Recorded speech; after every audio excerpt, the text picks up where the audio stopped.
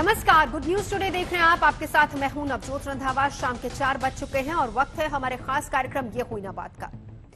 बेटी बचाओ बेटी पढ़ाओ, इस स्लोगन से हम सभी वाकिफ हैं और बेटियों के विकास के लिए तमाम योजनाएं केंद्र और राज्य सरकारें चला भी रही हैं। लेकिन इन स्कीम से ज्यादा महिलाओं के प्रति मर्दों की मानसिकता बदलने की जरूरत है। इन दिनों महिलाओं के खिलाफ अपराध के मामले बढ़ते जा रहे हैं। कोलकाता कई दिनों से जल रहा है, सुर्खियों में है। अब इसमें आगरा और मुंबई के पास वाले शहर बदलापुर का नाम भी जुड़ गया है। आगरा में अपनी स्कूटी पर पेट्रोल भरवाने जा रही एक लड़की के साथ बाइक सवार छेड़छाड़ करते हैं। राह चलते ये लोग उससे छेड़खानी करते हैं और वहां पर हर कोई इनको देख रहा है, मगर कोई बोलता कुछ नहीं है। हालांकि अब आरोपी पुलिस की गिरफ्त में है। इसी तरीके से कोलकाता मामले पर देश की सबसे बड़ी अदालत को दखल देना पड़ा है। आखिर क्यों अदालत की फटकारों के बाद ही सरकारें और सरकारी मशीनरी एक्टिव होती है।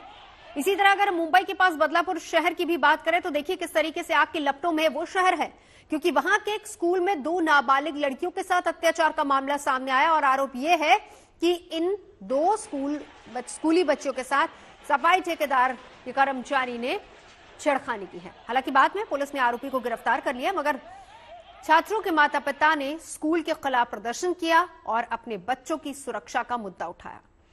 इस मुद्दे पर पुलिस और प्रदर्शनकारी आमने सामने आ गए। तो ये 3 तस्वीरें देखिए, ये वो तस्वीरें हैं जो सुर्खियां बनी हैं, लेकिन ऐसे न जाने कितने मामले होंगे महिलाओं के खिलाफ अत्याचार के जो शायद सुर्खियों में नहीं आते हैं, कहीं दब कर रह जाते हैं।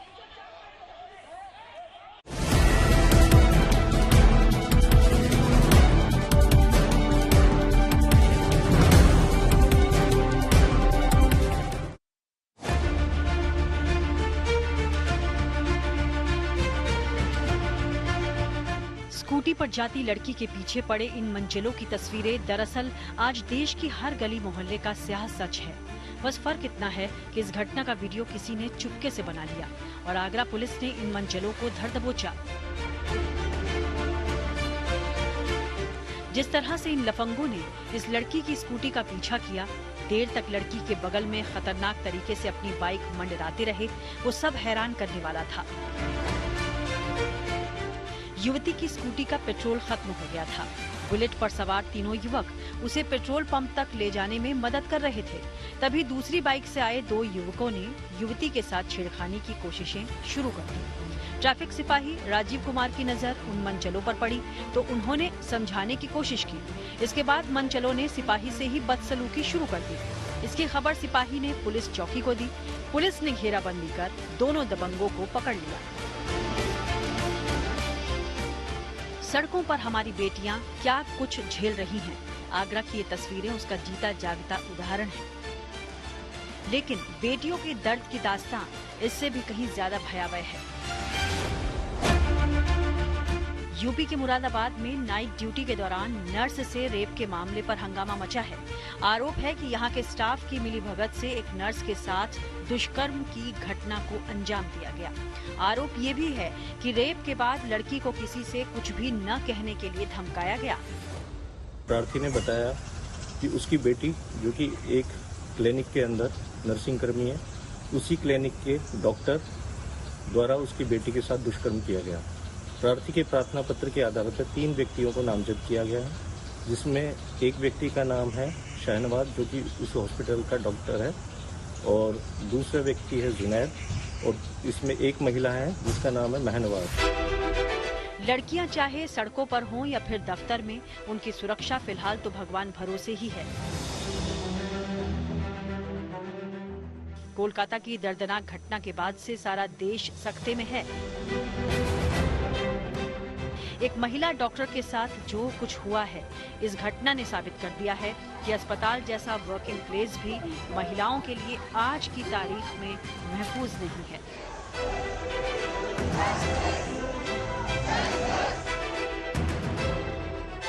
आज इसी मसले पर सुप्रीम कोर्ट ने अहम सुनवाई की और कोर्ट ने साफ साफ कहा है कि वो डॉक्टर्स की सुरक्षा के लिए टास्क फोर्स बना रहे हैं।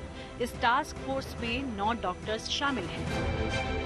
आज डॉक्टर्स के लिए एक बहुत बड़ा दिन है और मुझे लगता है कि सुप्रीम कोर्ट स्पेशली स्वतः संज्ञान लेकर के एक बहुत बड़ा फैसला कह सकते हैं कि उन्होंने इस केस की बड़ी गंभीरता से इस चीज को लिया है और ये कहा है कि रेप और मर्डर और ब्रूटल मर्डर इस तरीके का जो हुआ वो बिल्कुल बर्दाश्त नहीं होगा, क्योंकि ये घिनौना अपराध है। ये सुप्रीम कोर्ट और हाई कोर्ट इस चीज को कतई जो है बर्दाश्त नहीं करेगा। कोर्ट ने ये कहा, उन्होंने बताया और उन्होंने एक कमेटी गठित की। उन्होंने कहा कि अब गाइडलाइंस बनाने की जरूरत है। उन्होंने यहाँ तक भी कहा कि ऐसे गाइडलाइंस की जिनको सुरक्षा कैसे देनी है, उनको सेफ्टी कैसे देनी है, इसकी बात की।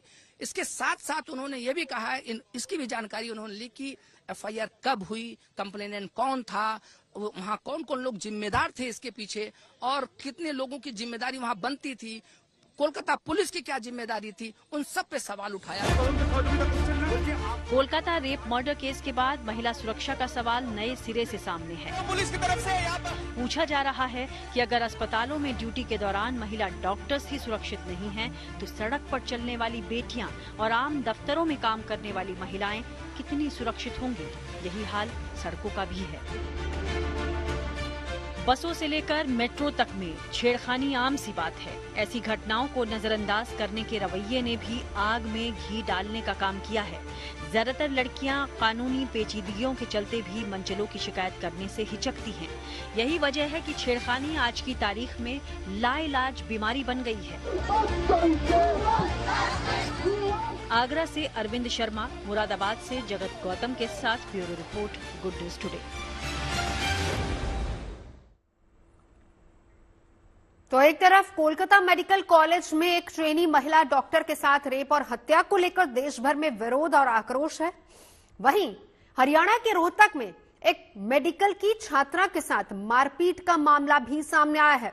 और मामला सामने आने के बाद रोहतक के post graduate institute of medical sciences ने एमडी कर रहे आरोपी रेजिडेंट डॉक्टर को निकाल दिया है। पुलिस ने मेडिकल की छात्रा के साथ मारपीट करने के मामले में तुरंत एक्शन लेते हुए आरोपी डॉक्टर को गिरफ्तार भी कर लिया है और फिलहाल आरोपी से पूछताछ की जा रही है।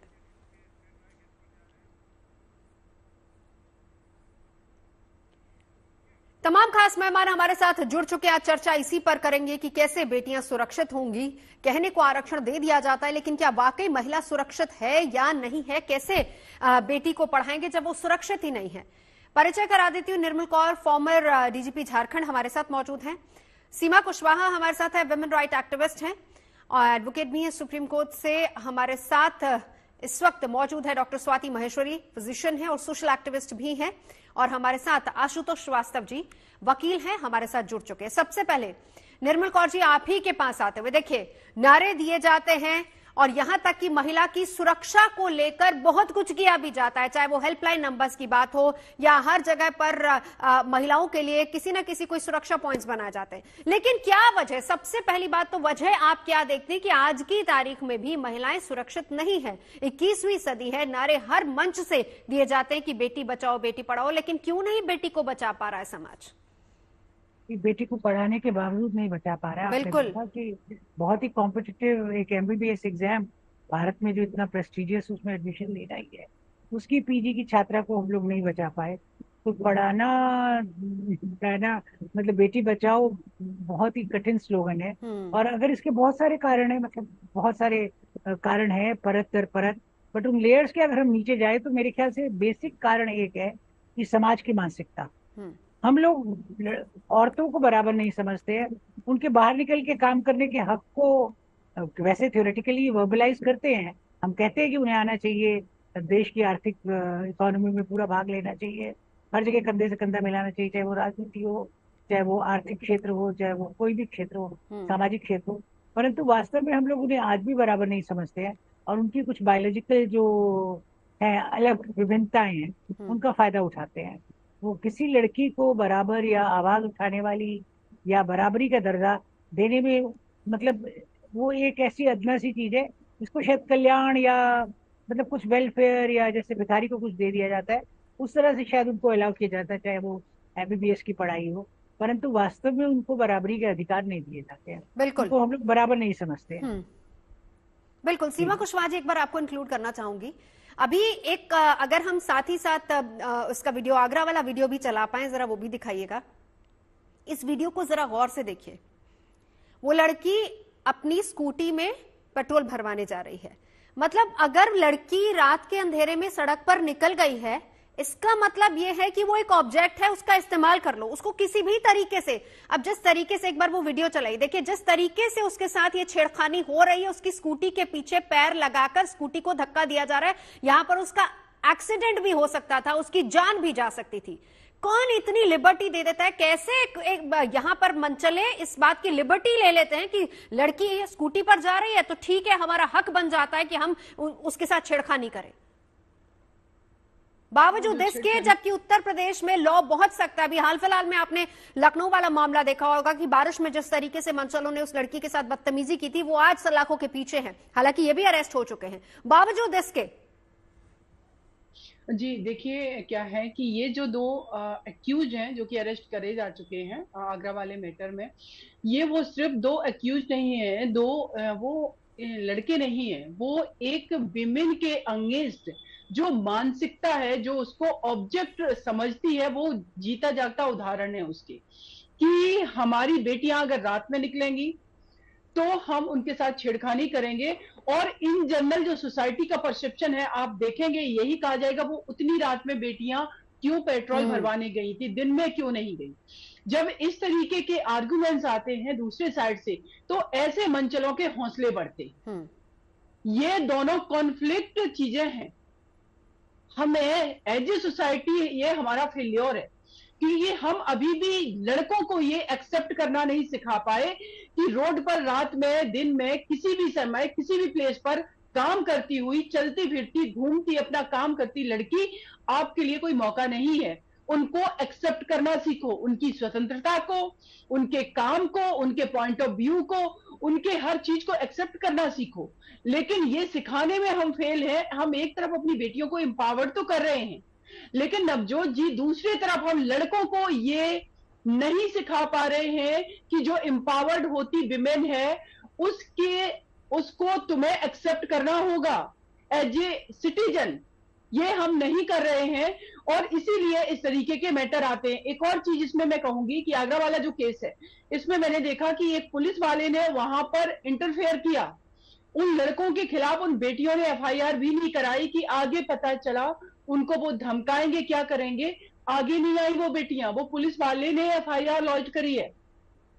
अब वो बेटियां एफआईआर क्यों नहीं कर रही हैं, इसके पीछे जो कारण है वो है डर कि आज वो डर नहीं। सीमा जी, एक देखिए बड़ी बात आपने सही कहा और निर्मल जी ने भी बहुत अच्छी बात की कि हम एक सभ्य समाज में रहते हैं। आप सोचिए कि वो एक सभ्य समाज की महिला होगी, पढ़ रही होगी, लिख रही होगी, उसको लगता है कि अगर पुलिस तक मामला जाता है तो सबसे पहली उंगली एक महिला की तरफ ही उठती है और ये सीधा उसके कैरेक्टर पर उंगली उठती है। ये एक डर भी है महिला के जहन में और एक उसके परिवार के जहन में भी एक डर होता है। आजकल बहुत सारी ऐसी बच्चियां हैं, महिलाएं हैं, मोलेस्टेशन का शिकार होती है, वो आके अपने पेरेंट्स तक को नहीं बता सकती हैं।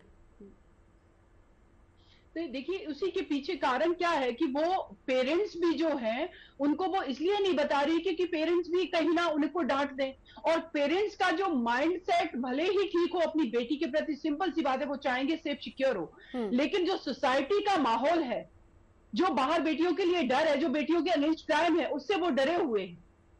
तो अगर जो निर्भया के साथ हुआ 2012 में और अभी जो अभया के साथ हुआ, इसके बीच में अगर हम बात करें नवजोत जी कि इसके बीच में हमने काम क्या किया है as a politician, as a administrative officer, as a government, as a police, as a judiciary, क्या अभ्या के साथ जो हुआ इस पर आज डिबेट डिस्कशन हो रहे हैं, बहुत सारे प्रोटेस्ट हो रहे हैं, ये भी बहुत जरूरी है। हाँ। लेकिन इनके साथ साथ जो कानून बने या जो प्रेशर में कानून बनाए जाते, क्या उनका टाइम बाउंड इंप्लीमेंटेशन हुआ? वही बात, क्या वही बात के अंदर हम 2012 में निर्भया कांड होता है, सजा 2019 में होती है और यहां पर भी भले ही आरोपी, कोलकाता केस की बात कर रहे हो, भले ही आरोपी आज सलाखों के पीछे है, लेकिन हमारा कानून देखिए कि कब उसको सजा होगी। उस पर हम एडवोकेट से भी बात करेंगे। मैं लौटती हूं आपके पास एक बार, स्वाति महेश्वरी आपके साथ मैं आपको इन्वॉल्व करना चाहूंगी। आप एक डॉक्टर भी हैं, मानसिकता यहां पर आप जहां जहां गई आपने हर मंच पर एक डॉक्टर के साथ क्या हुआ उसकी बात आपने रखी, लेकिन आज मैं चाहूंगी कि आप उस पुरुष मानसिकता को भी बताइए जिसके दिमाग में ये बात है कि हाँ मेरे पास लिबर्टी है, सामने कोई लड़की है और मैं किसी भी तरीके से उसके साथ व्यवहार कर सकता हूं। ये वो मामले हैं जो सुर्खियों में हैं, जो आज टीवी चैनल्स पर डिबेट का हिस्सा बने हुए हैं, जो आज न्यूज चैनल पर सुर्खियों में हेडलाइंस बने हुए हैं। लेकिन ऐसे बहुत से मामले हैं जो हेडलाइन तक नहीं बने हैं, या फिर जहां पर बेटी खामोश होकर रह जाती है और एंड ऑफ द डे माँ बाप ये कहते हैं कि ठीक है बेटी की शादी कर दो, अगर इसी तरह का हाल है तो। बिल्कुल नवजोत, देखिए हर 13 मिनट में जब एक रेप भारत में हो रहा है तो हम समझ ही सकते हैं कि मामले कितने हैं और उजागर कितने होते हैं, ये तो साफ समझ आता ही है। देखिए, एक तरफ जहां आज सुप्रीम कोर्ट ने इतना बड़ा कदम उठाया है कि डॉक्टरों की सुरक्षा के लिए उन्होंने इस मामले को संज्ञान में लिया और समय की नजाकत को समझा कि किस तरह से जो है हमें इस पीड़िता को भी जस्टिस पहुंचाना है, वहीं मुझे लगता है एक चूक ये रह गई है कि अभी भी महिलाओं की सुरक्षा को लेकर के बड़ी बात सुप्रीम कोर्ट ने नहीं बोली है और उस चीज को भी अब दायरे में लेना बहुत जरूरी है। एज अ डॉक्टर मुझे खुशी है कि ये कदम उठाए जा रहे हैं, लेकिन जैसा आपने कहा, महिला होते हुए अभी भी मुझे नहीं लगता कि ये एक संपूर्ण कदम है जो उठाना चाहिए था। तो अभी महिलाओं की सुरक्षा को लेकर के जरूर से कदम उठाने की जरूरत है। देखिए, हम अफगानिस्तान पाकिस्तान नहीं है कि महिलाओं के साथ कुछ भी होता रहेगा, आए दिन मामले होते रहेंगे, चाहे छोटी सी बच्ची हो 2 साल की, चाहे बुजुर्ग महिला हो, और हम सब लोग मूक प्रदर्शक बने रहेंगे और देखते रहेंगे ये सब। सुप्रीम कोर्ट को अब इस चीज को बहुत सीरियसली लेने की जरूरत है कि महिला वो कहीं भी हो, केवल अपने वर्क प्लेस में नहीं, वो चाहे सड़क पर है, वो कहीं बाहर है, वो जहां भी है, वो आज सुरक्षित नहीं महसूस कर रही है और सुरक्षित नहीं है। इसलिए इस तरह के कोई ना कोई ठोस कदम उठाने की बहुत ज्यादा जरूरत है। देखिए, जब हम लॉज की बात करते हैं तो अक्सर लोग यही बोलते हैं कि इसका फेक यूज होगा, इसका दुरुपयोग किया जाएगा, लोग गलत केसेस जो है लोगों को लगाएंगे। तो भी हमारे कंट्री में सारे ही लॉज में लूप होल्स हैं, सारे ही लॉज में कहीं ना कहीं ये चांस रहती है कि आप इनका दुरुपयोग कर सकते हैं। तो क्या हम लॉज बनाना बंद कर दें? लॉज तो फिर भी होने ही चाहिए, लॉज आपको स्ट्रिक्ट बनाने ही पड़ेंगे, क्योंकि जो आरोपी हैं उनके मन में जब तक ये दहशत नहीं बैठेगी कि हम ऐसा कोई कुकर्म करते हैं तो उसका क्या हर्ष होगा, तब तक मुझे नहीं लगता है ये रुक पाएगा। बिल्कुल आशुतोष जी, अब यहाँ पर कानून में आती हूँ, स्वाति जी, कानून की बात आती है। देखिए, सब पैनलिस्ट यही बात कह रहे हैं कि जब तक कानून सख्त नहीं होगा आरोपी के मन में, या फिर किसी तरह का डर नहीं होगा कि अगर मैं ये जघन्य अपराध के बारे में सोचूं भी तो इसका अंजाम क्या होगा, जब तक कानून सख्त नहीं होगा तब तक महिला सुरक्षित नहीं होगी। आपको क्या लगता है, महिला को सुरक्षा देने की जिम्मेदारी पहली बात किसकी, दूसरा कैसे वो सुरक्षित रहेगी समाज में?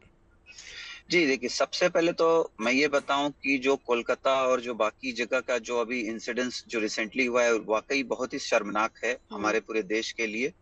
और मुझे लगता है कि इसी वजह से देखिए, सुप्रीम कोर्ट ने भी जब सुओ मोटो जब ये हियरिंग लिया है तो सुप्रीम कोर्ट की भी फाइंडिंग इसी परिप्रेक्ष्य में है। सुप्रीम कोर्ट ने यही कहा कि सबसे पहले तो देखिए, एफआईआर रजिस्टर होने में डिले जो हुआ 12 घंटों का, ये बहुत इससे फर्क पड़ जाता है। वहाँ के एविडेंसेस, वहाँ के विटनेसेस, बहुत कुछ जो है मिट जाते हैं या वैनिश हो जाते हैं या उसको मैनेज कर लिया जाता है। तो सबसे पहले तो मुझे लगता है कि जो एफआईआर रजिस्ट्रेशन है, कोई भी महिला जाती है या महिला के साथ उसका परिवार कोई भी जाकर के एफआईआर करने की बात जब करता है, तो सबसे पहला काम जो पुलिस को करना चाहिए वो एफआईआर रजिस्टर करना चाहिए, ताकि इन्वेस्टिगेशन में डिले नहीं हो, इन्वेस्टिगेशन जो है तुरंत शुरुआत हो उसकी। दूसरी बात जो है, मैं ये कहूंगा कि जब निर्भया केस जब हुआ था तो उसके बाद बहुत सारे लॉ में अमेंडमेंट किए गए थे और लॉ को बहुत स्ट्रिक्ट बनाया गया है। आज की डेट में देखिए, अगर साबित होता है रेप जैसी बात तो उसमें रिमाइंडर ऑफ लाइफ जो है जेल के अंदर रहने का, उस तरीके का प्रावधान बनाया गया है और मुझे लगता है कि काफी स्ट्रिक्ट है।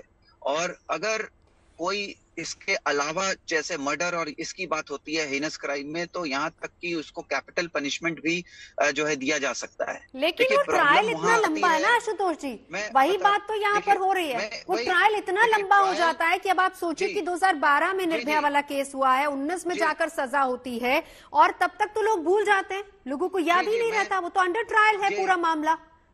बिल्कुल बिल्कुल, मैं इसी पे आ रहा हूँ। देखिए, होता ये है कि जब एफआईआर रजिस्टर होता है, इन्वेस्टिगेशन होता है, चार्जशीट फाइल होती है, विटनेसेस के स्टेटमेंट्स लिए जाते हैं और जितने भी विटनेसेस हैं फिर वो ट्रायल के टाइम जो है उनको सबको बुलाया जाता है, उनका एग्जामिनेशन इन चीफ होता है, क्रॉस एग्जामिनेशन होता है। बहुत बार विटनेसेस जो होते हैं डिले होने की वजह से, जब अगर इन्वेस्टिगेशन सही टाइम पे नहीं होता है तो बहुत बार जो विटनेसेस होते हैं वो अवेलेबल नहीं होते हैं, वो कहीं शिफ्ट हो चुके होते हैं या उनका पता नहीं चलता है, वो कहीं उनका एड्रेस बदल चुका होता है, तो उनको लाना, कोर्ट में प्रोड्यूस करना और उनके जो है सारी बातों को रिकॉर्ड पे लेना वोट के लिए यही वो जो बात है इसके वजह से मैं इस पर आशुतोष जी देखिए इसी पर ना मैं एक निर्मल जी का रिएक्शन लूंगी। निर्मल जी लौटती हूँ जरा, एक बार आज कोर्ट ने खासतौर पर कोलकाता केस को लेकर सुप्रीम कोर्ट ने क्या कुछ कहा है, मेरे सहयोगी संजय शर्मा बता रहे, एक बार वो देख लेते हैं।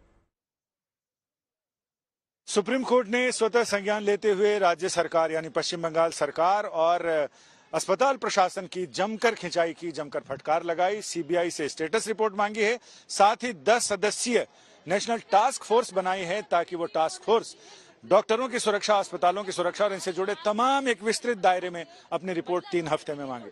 इस मामले में सबसे पहले सुप्रीम कोर्ट के चीफ जस्टिस डीवाई चंद्रचूड़ को पत्र याचिका लिखकर डॉक्टर मोनिका सिंह की तरफ से सत्यम सिंह ने याचिका दायर की थी, पत्र याचिका। तो आपकी याचिका, आपने आग्रह किया था सबसे पहले कि सुप्रीम कोर्ट सुओ मोटो ले और इस मामले में उचित दिशा निर्देश दे। जी, पहले मैं डॉक्टर मोनिका की तरफ से था, बट आज का जो है federation of doctors resident doctors association को हम रिप्रेजेंट कर रहे हैं, जिसमें हमने सेंट्रल फोर्स डिप्लॉयमेंट की बात की थी जो सुप्रीम कोर्ट द्वारा एक्सेप्ट कर लिया गया है। और साथ ही साथ उन्होंने एनटीएफ बनाया, नेशनल टास्क फोर्स बनाई है, जिसमें बाकी सारे मेडिकल कॉलेज से जो है मेडिकल एसोसिएशन से उनसे मांगा है। और साथ ही साथ उन्होंने रिक्वेस्ट भी किया है कि प्रोटेस्ट को कॉल ऑफ किया जाए। उस ड्यूरिंग प्रोसीडिंग कई सारे सवाल उठे जो है उस पे एफआईआर पे, डिले पे, ठीक है, विक्टिम्स से लेकर के। और साथ ही साथ उन्होंने ये भी ऑब्जेक्शन रेज किया जो क्या बोलते हैं कि विक्टिम्स का जो नेम और फोटो वीडियो वायरल किया जा रहा है, इसको जल्द से जल्द हटाया जाए। कोर्ट ने राज्य सरकार की भूमिका और पुलिस की भूमिका, इन सब को लेकर बहुत चिंता भी जताई है और फटकार भी लगाई। जी, इस मुद्दों पे काफी सारे जो है मिस्टर सॉलिसिटर जनरल और मिस्टर सिब्बल जो स्टेट ऑफ वेस्ट बंगाल के वकील हैं, उनके बीच में काफी तीखी बहसें चली जो है। और उस पे सीजीआई ने भी ऑब्जेक्शन उठाया और उन्होंने ये भी बोला कि जिस तरीके से लाठीचार्ज हुआ है डॉक्टरों पे, उस पर सीजीआई का भी ऑब्जेक्शन था और फ्यूचर में इस तरीके की कोई घटना ना हो, इस तरीके का उन्होंने डायरेक्शन दिया। डीजीपी को लेकर भी कोर्ट ने चिंता जताई है और ये भी कहा है कि प्रिंसिपल को ट्रांसफर कैसे किया। जी, प्रिंसिपल के ट्रांसफर पे काफी सारे सवाल है, लेकिन मिस्टर सिब्बल ने सबमिट किया जो है कि अभी जो है प्रिंसिपल छुट्टी पे। निर्मल कौर जी देखिए, आज सुप्रीम कोर्ट में कोर्ट ने स्वतः संज्ञान लिया, ये सारी बातें कही। सुरक्षा तो हर जगह, हम ये नहीं कह सकते कि महिलाओं की सुरक्षा में कहीं भी अगर नियम कायदे कानून जो बने हैं उसकी कमी है, बावजूद इसके महिलाएं सुरक्षित नहीं है। अभी आशुतोष जी ये कह रहे थे और मेरा सवाल यही था उनसे, और आप सभी महिलाएं जो यहां पर मौजूद है एग्री करेंगी कि जब तक ट्रायल खत्म होता है जनता भूल जाती है कि वो अपराध क्या था, किस तरह का अपराध था। हम प्लेकार्ड्स लेकर सड़कों पर उतरे थे, हमने हड़ताल की थी उस मामले को लेकर, लोग भूल जाते हैं इसका। यानी यही एक बड़ी वजह है, ये एक बड़ी वजह हो सकती है कि लोगों के जहन में डर नहीं होता। क्या समझ में आता आपको? की बात है, महिलाएं हॉस्पिटल तक में सुरक्षित नहीं है जो वहाँ कार्य कर रही हैं, जहाँ की दिन रात इमरजेंसी चल रही है। महिलाएं पब्लिक प्लेसेस में सुरक्षित नहीं है, महिलाएं अपने घर की 4 दीवारी में भी सुरक्षित नहीं है। तो महिलाओं की सुरक्षा की आप बात करती हैं, नियम कानून बहुत बने हैं, और भी कड़े कानून आप बना सकते हैं, पर कानून तो उतने ही अच्छे होते हैं जितना कि उनको इम्प्लीमेंट करने वाले लोग अच्छे होते हैं। आप थोड़ा बी ग्रेड का भी कानून बनाइए, इम्प्लीमेंटेशन अच्छे से कीजिए, वो बेहतर है कि आपने बहुत ऐसा कानून बनाया और इम्प्लीमेंट करने के लिए एकदम कोताही कर रहे। वैसा नहीं, कानून अभी भी काफी है। और इस सिस्टम में भी बात यह है कि हम जो माए हैं ना, हमने अपनी बेटियों को तो बदल दिया कि बेटा पढ़ो, कुछ बनो, करियर बनाओ, और बेटा तो अभी भी राजा बेटा है, वो तो कुछ भी कर सकता है। मदर्स जब तक बदलती नहीं है भारतवर्ष की, माएँ नहीं बदलती है और अपने बेटों को एक अलग तरीके से नहीं पालती हैं, और ये जो है एक जो सेंस ऑफ एंटाइटलमेंट है, बेटा तुम तो पुत्र पैदा हुए हो, तुमसे तो कुल चलेगा। नहीं, लेकिन निर्मल जी मैं आपकी इस बात से ठीक है इत्तेफाक रखती हूँ, कुछ केसेस ऐसे होते हैं। खैर हमें अभी ब्रेक लेना है, लेकिन ब्रेक के बाद जब वापस लौटूंगी 2 और हमारे साथ स्वाति जी भी मौजूद हैं और हमारे साथ सीवन जी भी मौजूद हैं। हम बात हमेशा माँ पर आकर अटक जाती है, लेकिन क्या समाज की ये जिम्मेदारी नहीं थी? आप ये देखिए कि जहां पर आगरा में लड़की स्कूटी पर जा रही है, आसपास के लोग देख रहे हैं, कोई उसको बचाने की कोशिश नहीं करता, किसी में इतनी हिम्मत नहीं है कि लड़कों को पकड़े और जाकर पुलिस के हवाले करे। इससे पहले लखनऊ का मामला हुआ, कोई भी कुछ नहीं करता। बीच सड़कों पर कहां पर महिलाएं मोलेस्ट की जाती हैं, सब कुछ हो रहा है, लोग देखते हैं लेकिन आंखें मूंद लेते हैं। क्या इसके लिए समाज जिम्मेदार नहीं है? हमारा खास कार्यक्रम ये हुई ना बात, और आज हम चर्चा कर रहे हैं महिला सुरक्षा को लेकर। एक बार जरा मेरी सहयोगी ने बात की है आम महिलाओं से, डॉक्टर से, उनसे जानते हैं कि महिला सुरक्षा को लेकर उनका विचार क्या है। कोलकाता में हुए ट्रेनी डॉक्टर के साथ रेप और मर्डर के बाद जो है पूरे देश में इस वक्त आक्रोश का माहौल है। जगह जगह जो डॉक्टर्स हैं वो इस वक्त जस्टिस की, इंसाफ की जो है मांग कर रहे हैं। साथ ही साथ महिलाओं के लिए बहुत सी ऐसी चीज़ें हैं जो डॉक्टर्स चाहते हैं कि वो होना जल्द से जल्द ज़रूरी है। इस वक्त हम मौजूद है RML में और हमारे साथ कुछ यहाँ के जो MBBS स्टूडेंट्स हैं, डॉक्टर्स जो है, रेजिडेंट डॉक्टर्स भी इवन मौजूद है हमारे साथ। सबसे पहला एज अ फीमेल मैं चाहूंगी पूछना कि क्या कुछ है जो आप डिमांड करते हो, बिकॉज बहुत सी दिक्कतें हैं महिलाओं की अगर सुरक्षा की हम बात करें तो। राइट, तो ये जो अपराध हुआ है ये डॉक्टर्स के अगेंस्ट ही नहीं हुआ है, ये औरतों के अगेंस्ट भी, it is a crime against women. तो हम लोग इनफैक्ट सब लोग ये एक बहुत घिनौना अपराध है। हमें लगता है कि सिक्योरिटी वैसे इन इंडिया ऑल्सो बहुत हमें महसूस होती है ये चीज़ की लैक है, सिक्योरिटी कम है वर्क प्लेस पे। और वर्क प्लेस पे ऐसा अपराध होना एक बहुत बड़ा सवाल खड़ा करता है कि वहाँ हो सकता है तो कहीं पर भी हो सकता है। तो ऑब्वियसली एक डराने वाला इशू है ये, तो इसको एड्रेस करना जल्दी से जल्दी बहुत बहुत ज़रूरी है। जब जीवन रक्षा की जो है उनके ऊपर ये आँच आने लग जाए तो कितना मन में डर जो है वो आप लोग, क्योंकि अभी आप लोग बहुत छोटे हो, अभी तो आप लोग पढ़ाई कर रहे हो, सारी चीज़ें आगे जब बड़े हो के जब ये सब चीज़ें देख रहे हो तो एक मन में वो खौफ आता है। हाँ बिल्कुल आता है ये, मतलब हमारे जहाँ पे हमें काम करना वहीं पे ऐसी चीज़ें होंगी तो हम फिर कहाँ सेफ रहेंगे। मतलब ये तो बहुत ही गलत चीज़ हो रही है हमारे साथ, जो भी हो रहा है ये तो हमारे जो हम जितना भी प्रोटेस्ट करेंगे ये सब हम अपनी सुरक्षा के लिए कर रहे हैं, तो ये तो होना ही चाहिए। बट बात यहाँ पे सिर्फ एक डॉक्टर्स की नहीं, अब ये लड़ाई डॉक्टर्स की नहीं है, डॉक्टर्स के अलावा हर एक उन महिलाओं के लिए लड़ाई है, उनकी सुरक्षा के लिए। हाँ, ये लड़ाई हम खाली अपने लिए लड़ रहे हैं कि हमारी सेफ्टी हो, साथ में हम सोच रहे हैं कि हम जिस एनवायरनमेंट में वर्क कर रहे हैं वो तो इतनी सेफ जगह मानी जाती है, हॉस्पिटल है, तो वहाँ पे भी और ज़्यादा सिक्योरिटी अच्छी होनी चाहिए, CCTV कैमरास, इवन हॉस्पिटल में नहीं, वहाँ से आते जाते वक्त हॉस्टल तक आने में वहाँ पे भी सिक्योरिटी की काफ़ी ज़्यादा ज़रूरत है। तो हम यही सब डिमांड करते हैं। बीइंग अ मेल डॉक्टर, आप कितना सोचते हो कि ये लड़ाई महिलाओं की तो है लेकिन बात यहाँ पे सुरक्षा की, और सुरक्षा में कोई पुरुष या महिला जैसी चीज़ नहीं है, जो सुरक्षा है वो हर किसी के लिए होनी चाहिए।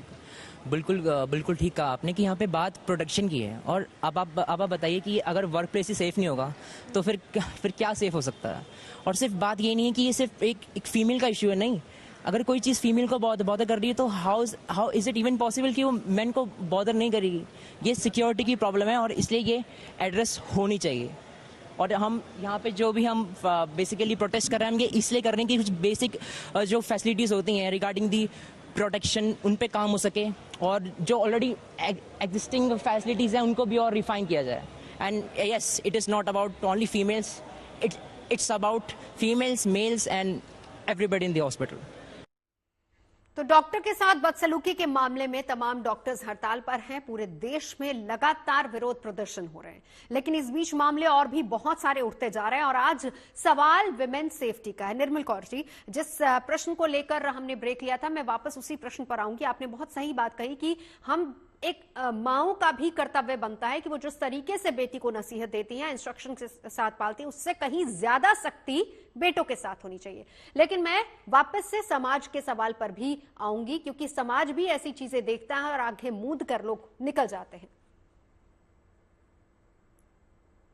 निश्चित दोषी है, और जो तटस्थ है मेरे ख्याल से उनका अपराध भी उतना ही जितना कि करने वाले का। आपके सामने किसी लड़की को छेड़ा जा रहा है, रेप हो रहा है, उसकी स्कूटी पे धक्का दिया जा रहा है, उसकी जान को खतरे में डाला जा रहा है, 3-4 मनचले मिलके उसके साथ मतलब एकदम मन बहला रहे हैं या और भी गंभीर बातें कर रहे हैं, और आप ऑनलुकर होके बाई स्टैंडर्ड बन के एकदम चुपचाप मूक दर्शक बन के देख रहे हैं और सोच रहे हैं हमें क्या। देखिए, जो आग कहीं भी लगी है वो तो जल्दी आपके घर तक पहुंच जाएगी। जब आप ये सब छोड़ देंगे तो किसी न किसी दिन ये बात आपके किसी बेटी या बहन या किसी निकट संबंधी या आपके किसी प्रियजन पे भी पहुंचेगी। तो समाज में सभी प्रिय अगर इस भाव से हम लोग काम करेंगे, और जहां भी गलत होता देखते हैं, इस पुलिसिंग को खाली पुलिस पर एब्डिकेट मत कीजिए, खाली जुडिशरी पे एब्डिकेट मत कीजिए, खाली प्रोसिक्यूशन पे एब्डिकेट मत कीजिए। मतलब ये क्रिमिनल जस्टिस सिस्टम का काम नहीं है सिर्फ क्राइम को रोकना। हर नागरिक का काम है कि क्राइम को रोके, क्राइम को रिपोर्ट करे, क्राइम ना होने दे। हम लोग सभी तो पुलिसमैन है, सभी के जागरूक रहने से समाज अच्छे से चल बिल्कुल। सकता है। सीमा कुशवाहा जी, देखिए, मैंने एक सवाल पूछा था, हमारे साथ एडवोकेट आशुतोष जी भी मौजूद है, वही सवाल मेरा आपसे, उसके साथ एक और 2 सवाल आपसे। पहला सवाल तो ये कि क्या अब वक्त आ गया है कि कानून और ज्यादा सख्त हों, और दूसरी बात यह कि जब रेप होता है तब मामले दर्ज होते हैं।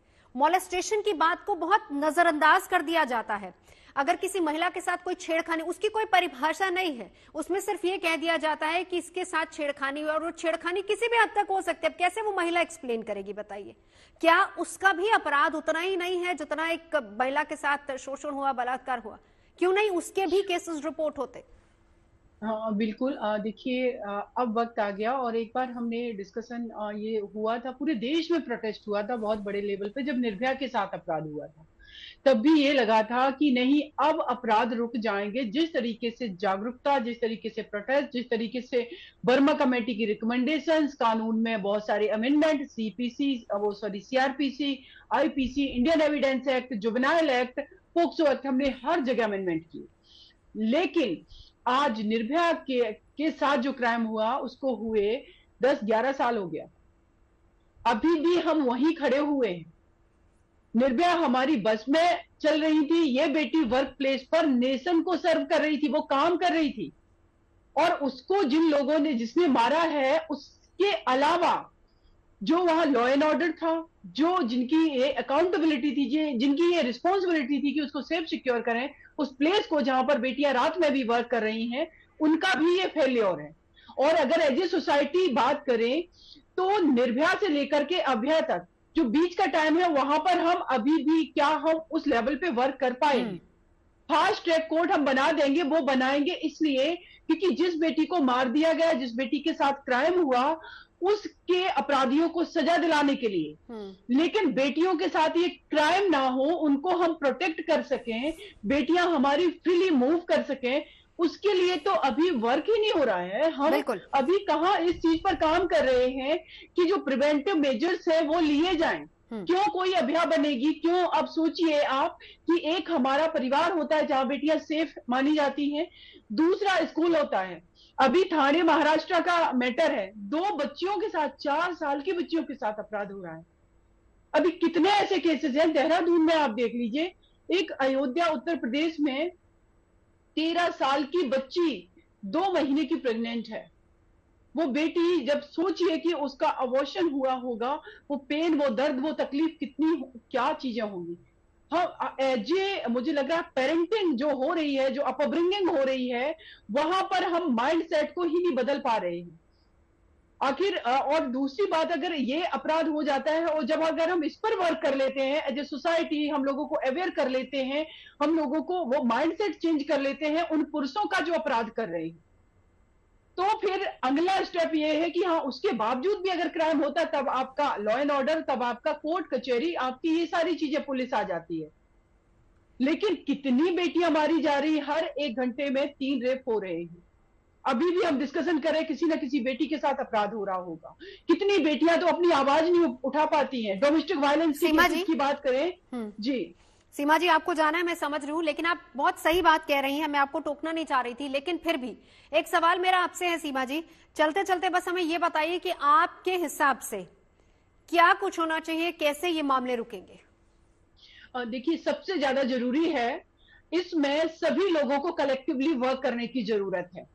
इसमें सरकार को एक पायलट प्रोजेक्ट बनाना होगा। महिला सुरक्षा गारंटी अधिनियम मौलिक अधिकार के रूप में हमारे देश की बेटियों को देना होगा, चाहे वो परिवार के अंदर वो बेटी हो जिसका हरासमेंट हो रहा है, जिसका स्कूल ड्रॉप करा दिया जा रहा है, जिस बेटी को मां की कोख में मारा जा रहा है, जो डोमेस्टिक वायलेंस की शिकार है, उसको हम घर के अंदर कैसे सेफ करेंगे? वर्क प्लेस के लिए हम कानून बना रहे हैं, लेकिन उसको घर में सिक्योरिटी भी तो देनी है। जो पोक्सो के केसेस हैं नवजोत जी, उसमें ज्यादातर जो हमारे नियर डियर है, जो रिलेटिव्स है, उनके द्वारा बच्चों के साथ अपराध हो रहा है। तो उनके अंदर डर क्यों नहीं है? और वो डर अचानक पैदा नहीं होगा, वो सेंसिटिव अचानक नहीं बनेंगे जब तक हमारी जो पेरेंटिंग है उस पर हम काम नहीं करेंगे, अपब्रिंगिंग पर काम नहीं करेंगे कि कैसे हमें बेटे को ये कहना है कि बेटियों को एक्सेप्ट करना सीखो, और कैसे हमें बेटियों को ये कहना है कि नहीं, आप अपने आप को फिनेंशियली, मेंटली, इमोशनली हर तरीके से स्ट्रांग बनाओ। जब इन सारी चीजों पर कलेक्टिवली वर्क होगा, चाहे वो एडमिनिस्ट्रेशन हो, पुलिस हो, जुडिशरी हो, तब कुछ रिजल्ट हमारे हाथ में आएगा। अदरवाइज नवजोत जी, हम सभी देख रहे हैं बिल्कुल। ये अभी हमारा तात्कालिक वर्क है, हम सभी लोग कर रहे हैं, ये भी जरूरी है ये डिस्कशन, क्योंकि इसका आउटपुट कुछ निकलेगा और जो कि हमारे लॉ के फॉर्म में आएगा, लेकिन उस कानून का इम्प्लीमेंटेशन कैसे होगा? क्या हमने उतनी सफिशिएंट कोर्ट्स बनाए हैं जितने हमारी आबादी के कंपैरिजन में होनी चाहिए? क्या हमारे पास सफिशिएंट पुलिस है, और वो पुलिस क्या इतनी सेंसिटिव है कि जो सेंसिटिव होकर के वर्क करे? क्या वो इतनी टेक्निकल है हमारी पुलिस? लेकिन बात यहाँ पर सबसे बड़ी, सीमा जी, बात यहाँ पर सबसे बड़ी आती है, जो निर्मल जी ने बड़ी अच्छी बात की कि कानून तो बन जाएंगे लेकिन इम्प्लीमेंटेशन की बात होगी, समाज को अपनी जिम्मेदारी समझनी होगी। बहुत शुक्रिया, आपने वक्त निकाला हमारे लिए। डॉक्टर स्वाति, अब आपके पास आते हुए सीधी सी बात है कि कैसे हम बेटियों को सुरक्षित रख सकते हैं। दोनों पैनलिस्ट को आपने सुना है। नवजोत जी, एक तरफ तो डेफिनेटली देखिए ये बात है कि पेरेंट्स अपने लेवल पर क्या कर सकते हैं, पर अगर अभी आप कोलकाता का मामला ही उठा करके देखिए, ममता बनर्जी खुद एक महिला है, पूरे प्रदेश की बागडोर उनके हाथ में है, सारी पावर उनके हाथ में है, फिर भी वो पीड़िता के साथ नहीं खड़ी हैं, वो दोषियों को ही प्रोटेक्ट करने की पूरी कोशिश लगा रही हैं। पूरा उनका जो तामझाम है वो दोषियों को प्रोटेक्ट करने में लगा हुआ है। किस तरह का हम जो है एक मैसेज पूरे सोसाइटी को दे रहे हैं, ये भी सोचने की जरूरत है। उनके अपने टीएमसी के जो एमपी हैं वो कह रहे हैं कि जो ये डॉक्टर्स हैं, महिला डॉक्टर्स हैं, ये अपने घर बैठी हुई हैं, अपने बॉयफ्रेंड्स के साथ घूम रही हैं, अगर कल को इनके साथ कुछ हो जाता है तो हम जिम्मेदार नहीं हैं। सौरभ गांगुली जो है वो इतने एक जिम्मेदार व्यक्ति हैं, वो कह रहे हैं ऐसे स्ट्रे इंसिडेंट्स हो जाते हैं। एमपी के ही जो वेस्ट बंगाल के ही एक और मिनिस्टर है, उनका कहना है कि हमें प्रोटेस्टर्स के हाथ तोड़ देंगे। शांतिपूर्ण प्रदर्शन हमारी डॉक्टर्स कर रही थी, वहां पर गुंडे घुस जाते हैं, आप उसको रोक नहीं पाते हैं, आप उनको प्रोटेक्शन नहीं दे रहे हैं, आप प्रोहिबिटरी एक्ट डॉक्टर्स के ऊपर लगा रहे हैं कि आप धरना नहीं दे सकते, आप एक साइलेंट प्रोटेस्ट नहीं कर सकते।